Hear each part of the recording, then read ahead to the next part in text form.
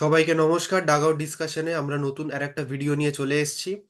আগের দিন ম্যাচ আছে east Bengal versus north east United এবং মোহনবাগান ভার্সেস হায়দ্রাবাদ এফসি। তো সোমরূপ, তোমার ইস্ট বেঙ্গলের খেলা দেখে কেমন লাগলো বলো। আহ, দেখো রাহুল, এটা তো কি বলবো, ছন্নছাড়া পারফরমেন্স। স্পেশালি প্রথম 20 মিনিটে যা খেললো টিম, সেটা তো চোখে দেখাই যায় না। যেমন দেখে মনে হচ্ছিল যেন প্রথমবার টিমটা খেলতে নেমেছে, কেউ কাউকে চেনে না, না কোনো আন্ডারস্ট্যান্ডিং, না কোনো বিল্ড আপ। তো প্রথম দুটো গোল তো যেন মনে হলো আমরা ওদের প্লেটে সাজিয়ে দিয়ে এলাম। সেখান থেকে তো ওরা অবশ্যই কোনো ভুল করেনি। নর্থ ইস্টের প্লেয়াররা কোনো ভুলই করেনি আহ গোলগুলো, বলগুলোকে গোলে কনভার্ট করতে। প্রথম গোলটার ক্ষেত্রে সায়নের পায়ে বল ছিল, রাইট উইং এ ছিল। সায়ন সেই বলটা পেছনে খেলান। তিনি ভেবেছিলেন পেছনে রাকিব আছে, কিন্তু রাকিব ততক্ষণে অনেকটা এগিয়ে গেছে। তো সেইটার সেই বলটা নর্থ ইস্টের প্লেয়াররা স্ন্যাচ করে একটা ইজি একটা গোল করে দেয়। সম্ভবত ওদের নতুন ফরেন প্লেয়ার জুরিক, তিনি ওই গোলটি করেন। আর দ্বিতীয় গোলটির ক্ষেত্রেও সেম একটা মিস্টেক, অজয় ছেত্রীর একটা মিস পাস গিয়ে পড়ে ওদের মরক্কান মিডফিল্ডার বেমামের পায়ে। তো সেখান থেকে নেস্টার আরামসে ট্যাপ ইন করে স্কোর করে দেয়। আর কিন্তু এই ইস্ট গোলটি বেঙ্গলের ইস্ট হুম। বেঙ্গলের এরকম পরপর জয়, কালিঙ্গা সুপার কাপ জিতে, তারপরে মোহনবাগানের সাথে ডার্বিতে ড্র করলো, হঠাৎ করে কি এমন হলো যে জন্য ইস্ট বেঙ্গল এই গুরুত্বপূর্ণ ম্যাচটা হেরে গেল? মানে কোন কোন জায়গায় ঘাটতি ছিল? অবশ্যই মিসকমিউনিকেশন, মিসআন্ডারস্ট্যান্ডিং হয়েছে। এছাড়া আর কি মনে হয়েছে তোমার? আর দেখো, অনেক কিছু, অনেক কটাই রিজন আছে। তার মধ্যে থেকে দেখো, আমাদের coach all through out the season চেয়েছিলেন একটা ডিফেন্সিভ লো ব্লক আর মিড ব্লক তিনি খেলিয়ে এসেছেন। অপোনেন্ট যখন অ্যাটাক করবে তখন নিজের হাফে প্লেয়ার্স বাড়িয়ে নিয়ে সেই বলটাকে স্ন্যাচ করে স্পিডে একটা কাউন্টার অ্যাটাকে যাওয়া। সেখানেই মার খেয়েছে আর কি ইস্ট বেঙ্গল, স্পেসিফিক্যালি এই ম্যাচটায়। দুজন কি প্লেয়ার মিসিং ছিল, সৌভিক আর সল। তারাই তো এতদিন আমাদের মিডফিল্ডটাকে কন্ট্রোল করতো। আহ, ওদের অভাবে তো মানে গোটা মিডফিল্ডটাই ডমিনেট করে গেল নর্থ ইস্টের যেই মরক্কন মিডফিল্ডার বেমামের, যার নাম আমি আগের শোতে নিয়েছিলাম। এবং ইন্ডিয়ান প্লেয়ারদের মধ্যে জিতিন তো অবশ্যই অনবদ্য খেলেছে নর্থ ইস্টের। পারদুকে অনেকটাই অফ কালার লাগলো। আহ, তো সেকেন্ড হাফে বেশ কিছু চান্স পায় ইস্ট বেঙ্গল, কিন্তু মোস্ট ইম্পর্টেন্টলি যেই মিস্টেক্স গুলো আমরা করলাম এই ম্যাচে, শুরুর দিকে, শুরুর 20 মিনিটের মধ্যেই যেই এই মিস্টেক্স গুলো করলাম, তো ওইখান থেকেই কিন্তু আলটিমেটলি দুবার কনসিড করে গেল। আর একটি একটি গোলের ক্ষেত্রে তো অবভিয়াসলি ইন্ডিভিজুয়াল ব্রিলিয়েন্স। তো এই তিনটে গোল হয়ে যাওয়ার পরে তো সেটাই মানে কি বলবো, নর্থ ইস্টের জন্য মোর দ্যান এনাফ ছিল এই 3 পয়েন্টার পাওয়ার ক্ষেত্রে। তো এই সব কটাই রিজন মিলিয়েই আমার মনে হয় যে হঠাৎ করে এই ম্যাচটিতেই এরকম একটা পারফরমেন্স হলো। আর একটা পারফরমেন্স হচ্ছে সুপার কাপ জয়ের পরে আমার মনে হয়েছিল কিছুটা হয়তো কনফিডেন্স, ওভার কনফিডেন্স হয়ে যাচ্ছিল, ইস্ট বেঙ্গলের প্লেয়ার একটু ওভার কনফিডেন্ট হয়ে যাচ্ছিল। ওরা মানে আমি ভেবেছিলাম সেটার প্রভাব ডার্বিতে পড়তে পারে, কিন্তু ডার্বিতে মানে আমার এক্সপেকটেশনে অনেকটাই ভালো খেলেছে ইস্ট বেঙ্গল, কারণ শুরুর দিকে একটা গোল করেছিল তখনও সাউল প্রেজেন্ট ছিল। আর তুমি দেখবে সাউল উঠে যাওয়ার পরে মাঝমাঠটা অনেকটা ফাঁকা হয়ে যায়। তো তখন আস্তে আস্তে কিছুটা আহ, ওই জায়গাটা বনবারের প্লেয়াররা মাঝমাঠে দখল দখল করে নেয়। তো ওই সাউল আর সাউল যে সাউল আর সৌভিক যে এত এই মাঝমাঠটাকে দখল করে খেলে আসছে, ওদের চলে যাওয়ার ওদের অভাবটাই আর কি বলবো যে বেশ ভুগিয়েছে ইস্ট বেঙ্গলের ক্ষেত্রে। এই যে ওরা এই ম্যাচটিতে হঠাৎ করে এরকম ভাবে আহ, এত বাজে একটা পারফরমেন্স দিল আর কি। তো দেখো, এটা দুটো গোলই ওরা কিন্তু উইদাউট প্রেশার ওরা স্কোর করে বেরিয়ে যায়। আর সেটাকে মানে যখন দুটো গোল হয় তখন কিন্তু আমাদের প্লেয়াররা একটা অ্যাটাকের ট্রানজিশনে যাচ্ছিল। তো যখন ওই ইনসিডেন্টটি ঘটে, আমাদের ডিফেন্সে কেউ প্রিপেয়ার ছিল না যে এরকম একটা সিচুয়েশন ওটা রেসপন্স করবে যে। তো অবশ্যই ওটা ম্যান বাড়িয়ে দুটো গোল করে দেয়। তো কি বলবো, এটা এই ম্যাচটিকে আমাদের আমার ভালো মনে হয় ইগনোর করা উচিত। পরবর্তী ম্যাচের দিকে আমাদের তাকানো মনে হয় বেটার হবে। অবশ্যই অবশ্যই। এবং ফরেনারদের যে ডেবিউ ম্যাচ, তো তুমি কি ফরেনার প্লেয়ারদের পারফরমেন্সে খুশি নও? দেখো, দুটো নতুন বিদেশি জয়েন করেছে টিমে। ভিক্টর ভাস্কেজ আর ফেলিসিও ব্রাউন। ভিক্টর হার্ডলি তিনখানা প্র্যাকটিস সেশন পেয়েছে কিনা সন্দেহ। আর ব্রাউন তো মানে ম্যাচের আগের দিনই এলেন। তো তার ফার্স্ট প্র্যাকটিস সেশন বলতে গেলে এই ম্যাচটি হলো মানে তার ফার্স্ট প্র্যাকটিস সেশন।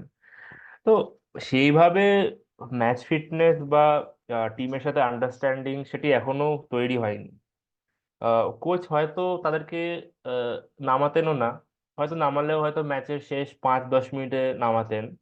কিন্তু পরিস্থিতি যা ছিল, যেহেতু 2 গোলে ডাউন ছিল, তো সেই ভেবে নামিয়ে দিলেন।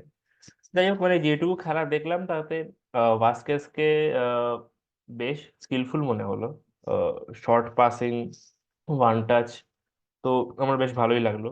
অবভিয়াসলি সে এখনো পুরোপুরি তার মানে ম্যাচ ফিটনেস এখনো তিনি গেইন করেনি। তবে আমার মনে হয় তার মানে দেখলাম আমি, তার লিডারশিপ ক্যাপাবিলিটি তো এক্সিলেন্ট। আর ও যেই ক্যালিবারের প্লেয়ার, আমি তো হোপফুল যে মানে পরবর্তীকালে ও নিজেকে আরো ভালো করে নিজেকে মেলে ধরবে। আর ব্রাউন, ফেলিসিও ব্রাউন যে তিনি জেট ল্যাগ কাটিয়ে যে মাঠে এতক্ষণ খেলেছে, সেটাই অনেক। আর ও দারুণ ওয়ার্কলোড নিয়ে খেলছিল। তার পজিশনিং সেন্সটা আমার বেশ ভালোই লাগলো। মানে রাইট টাইমে ও রাইট প্লেসে থাকে।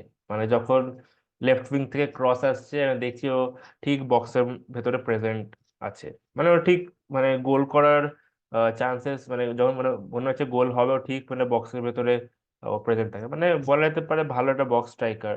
তাছাড়া ও ডিফেন্সেও খুব সাহায্য করছিল।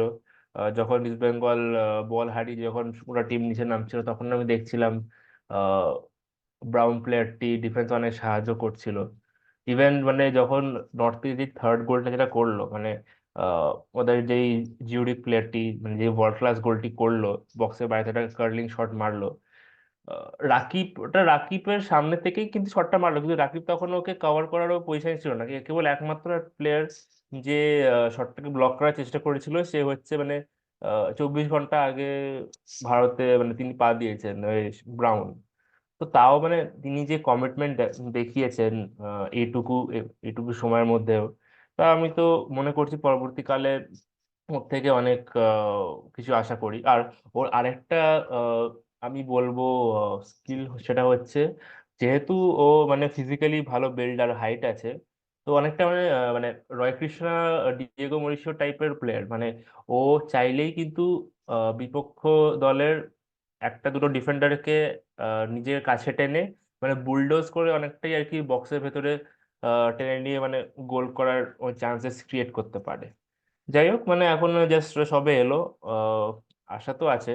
আহ, আমি চাই যাতে ওরা খুব তাড়াতাড়ি ফিটনেস গেইন করুক, যার ফলে আমরা মানে ভাস্কেসের অ্যাসিস্ট আর ফেলিসিও ব্রাউনের গোল এরকম চান্সেস আমরা যেন আরো দেখতে পারি ভবিষ্যতে। অবশ্যই অবশ্যই। এবং কালকে একটা মানে আজকে একটা গুরুত্বপূর্ণ ম্যাচ আছে মুম্বাইয়ের সাথে, এবং আমাদের কলকাতা শহরে যুব ভারতী ক্রীড়াঙ্গন, এবং ইস্ট বেঙ্গলের আল্ট্রাস ফ্যান বেস ভীষণ স্ট্রং। মানে কোনো হুম 90 মিনিটে একটা সময়ও তারা চুপ করে থাকে না, সারাক্ষণ নয় লাফাচ্ছে, নয় গান করছে, চান্ট করছে। তো এর জন্য কি ইস্ট বেঙ্গল আবার বড় একটা কামব্যাক দিতে পারবে, মানে মুম্বাইয়ের মতো অত স্ট্রং ওপোনেন্টকে হারিয়ে? দেখো, খুবই ভাইটাল ম্যাচ হাতে। কিন্তু হার্ডলি একটা প্র্যাকটিস সেশন পেয়েছে কোচ, তো সেখানেও যে আহ, বিদেশিরা, যে নতুন বিদেশিরা, তারা যে টিমের সাথে খুব ভালোভাবে জেল করতে পারবে সেটাও আমি এক্সপেক্ট করতে পারবো না। রিকভারি সেশনও খুব ভালো করে হয়নি, কারণ হাতে মাত্র একটা দিন পেয়েছে। সেখানে মুম্বাই কিন্তু লাস্ট ম্যাচটি খেলেছে 9 দিন আগে। তো একটাই পজিটিভ যে সৌভিক ফিরছে, তার সাথে কিন্তু ক্লেটনও মিস করছে কিন্তু এই ম্যাচটি, তার যেহেতু 4খানা হলুদ কার্ড হয়েছে। তো আজকে মানে প্রি ম্যাচ একটা প্রেস কনফারেন্স হয়েছিল, সেখানে কোচ জানান যে পারদোরও কিন্তু স্লাইট মানে হালকা চোট আছে।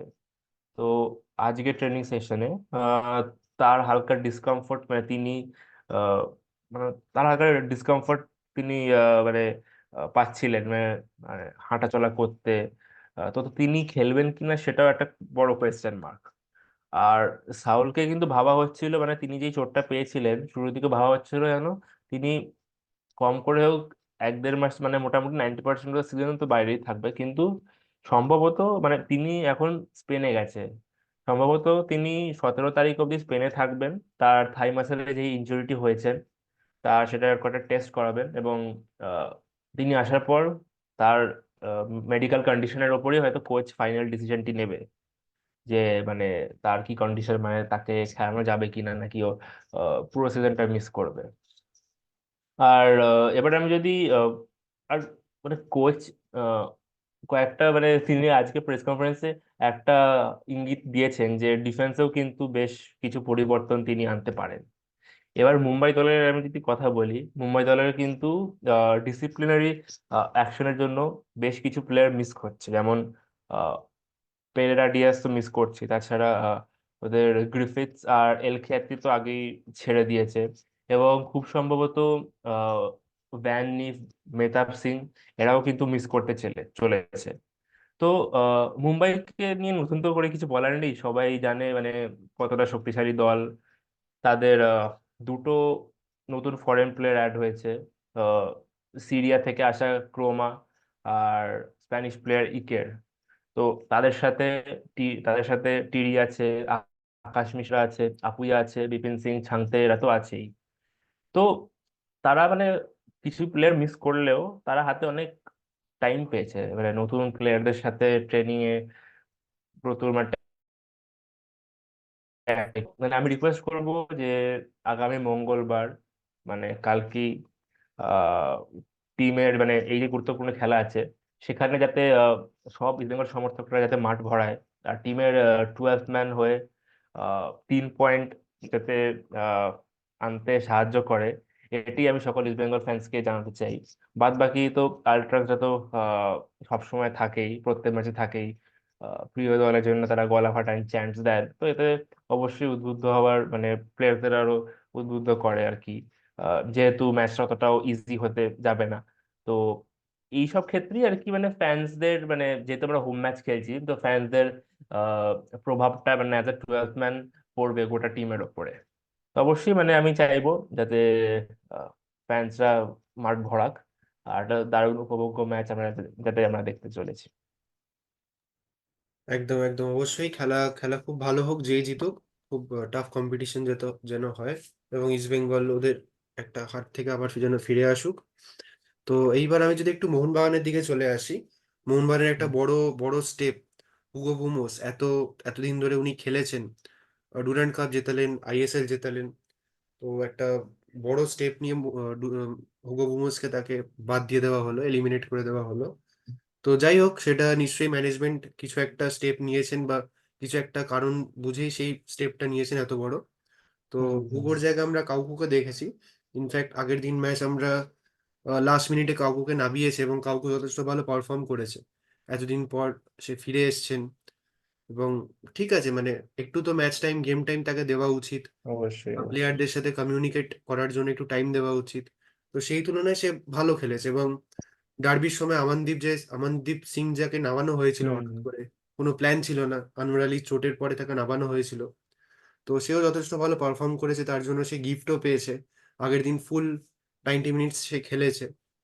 আমনদীপও যথেষ্ট ভালো খেলেছে, এবং ইয়াংস্টার্সদের আমরা বেসিক্যালি ফুটবলারদের নিয়ে বেশি কথা বলি, বা আমরা চাই সবসময় তাদেরকে ইমপ্রুভ করতে, তাদের ব্যাপারে বলতে, যাতে আরো এরকম ছোট ছোট আহ, ঘর থেকে আরো এরকম বড় বড় ফুটবলার তৈরি তৈরি হয়ে একদিন ইন্ডিয়ান ফুটবলে খেলুক। তো যাই হোক, দীপেন্দু বিশ্বাসও আগের দিন খেলেছে। হুম হুম তো হুম সেই ক্ষেত্রে আগের দিন কামিংস গোল করেছে, মানে খুব কি বলবো, হুম মোহনবাগান সমর্থক অনেকেই কামিংস এর ওপর ক্ষুব্ধ ছিলেন। তো যাই হোক, সে ভালো একটা গোল দেখতে পেয়েছি কামিংস এর থেকে। এবং অনিরুদ্ধ থাপা, একজন কি প্লেয়ার মোহনবাগানের মাঝ মাঠের এবং ইন্ডিয়ান ফুটবল টিমের, সেও একটা এতদিন হুম মানে হুম হুম মোহনবাগানের হয়ে ফার্স্ট টাইম গোল করেছে। সেটাও খুবই একটা আনন্দের বিষয়। তো এটা একটা বিষয় মাথায় রাখতে হবে, লাস্ট ম্যাচে আমরা সাদিকুকে পাইনি, হ্যামিলকে পাইনি চোটের জন্য। ইনফ্যাক্ট আনোয়ার আলীও শুনেছি আহ, ভালো ইনজিউরি আছে। তো আগামী ম্যাচ আমরা তাদের খেলা দেখতে পারি। হ্যামিলের চোট যদি সে সারিয়ে উঠতে পারে, সে খেলতে পারে। এবং সাদিকু তো অবশ্যই থাকবে। সাদিকু ডার্বিতে খুব ভালো পারফর্ম করেছে, সেরকম সেম পারফরমেন্স যেন আমরা আগামী দিনের ম্যাচেও দেখতে পারি। আমাদের 14 তারিখ 14th-এ সরস্বতী পুজো এবং ওয়ার্ল্ডের ভ্যালেন্টাইন্স ডে। তো সেই হুম। দিনটা প্রত্যেক প্রেমিক প্রেমিকাদের মতো যেন মোহনবাগান সমর্থকদেরও খুব ভালো কাটে দিনটা। তাদের গোয়াতে ম্যাচ আছে, গোয়ার সাথে ম্যাচ আছে। অবশ্যই মোহনবাগান টিম ফ্যান্সদের খুব মিস করবে। জোয়া ঋতুতে খেলা একটা একটা অন্যরকম অ্যাটমসফিয়ার, এবং বাইরে গোয়ার সাথে খেলা অ্যাটমসফিয়ার অন্যরকম হবে। সাপোর্টটা একটু হলেও কম পাবে। তবে মোহনবাগান সমর্থক পুরো ইন্ডিয়া জুড়েই আছে, সব জায়গায় আছে, সেটা নিয়ে কোনো চিন্তা নেই। মোহনবাগান সমর্থকরা প্রচুর থাকবে। বাট স্টিল একটা চ্যালেঞ্জ, কারণ গোয়া যথেষ্ট টাফ টিম, ভালো টিম। এবং মোহনবাগানের বেশ কয়েকটা ম্যাচ হেরেছে মাঝখানে, ওদের একটা ছন্দের গন্ডগোল হয়ে গেছিল। তাও ডার্বি থেকে একটু আস্তে আস্তে কামব্যাক করতে শুরু করেছে এবং লাস্ট ম্যাচটা যথেষ্ট ভালো খেলে জিতেছে 2-0। তো আশা করি গোয়ার সাথে ম্যাচটা আগামী দিন ভালো খেলবে, এবং আনোয়ার আলী আর ব্রেন্ডন হ্যামিল যে চোটের কারণে বাইরে আছে, তারা যেন খুব জলদি আবার ফিরে আসে, সেই আশাই রাখবো। তো যাই হোক, আমরা শোয়ের এন্ডে চলে এসেছি। আমরা এরকম বেঙ্গল ফুটবল নিয়ে ভিডিও প্রত্যেক দিনই আমরা চাই, মানে করার চেষ্টা করি ইস্ট বেঙ্গল মোহনবাগানের খেলা যখনই থাকে, কারণ আমরা বেঙ্গল ফুটবল ভালোবাসি, আমরা ফুটবল খেলা ভালোবাসি। এরকম ভাবে বেঙ্গল ফুটবলের ইমপ্রুভমেন্ট হোক, এরকম ছোট ছোট ঘর থেকে যেন অনেক ছেলেমেয়েরা যেন খেলার জগতে উঠে আসে, খেলার মাঠে উঠে আসে, এবং তাদেরকে আমরা একদিন ইন্ডিয়ান ফুটবল টিমে দেখতে চাই। তাদের ভালো হোক, এরকম ভাবেই যেন বিদেশি কোচরা তাদেরকে আরো সুযোগ করে দেয় বড় বড় টিমের সাথে, বড় বড় প্লেয়ারদের সাথে খেলার জন্য। আমাদের ভিডিও যদি আপনাদের ভালো লেগে থাকে তাহলে সাবস্ক্রাইব, লাইক, শেয়ার অবশ্যই করবেন। এবং আমরা চেষ্টা করব প্রত্যেক ম্যাচের আগে প্রিভিউ এবং প্রি ম্যাচ অ্যানালিসিস এবং ম্যাচের প্রিভিউ সামারি আমরা বলার চেষ্টা করব, আপনাদের সাথে শেয়ার করার চেষ্টা করব। আমরা একটা আড্ডার মতো করার চেষ্টা করি। আশা করি আমাদের শো আপনাদের ভালো লেগে থাকে। সবাই ভালো থাকবেন। জয় ইন্ডিয়ান ফুটবল, জয় বেঙ্গল ফুটবল। Thank you. জয় বেঙ্গল।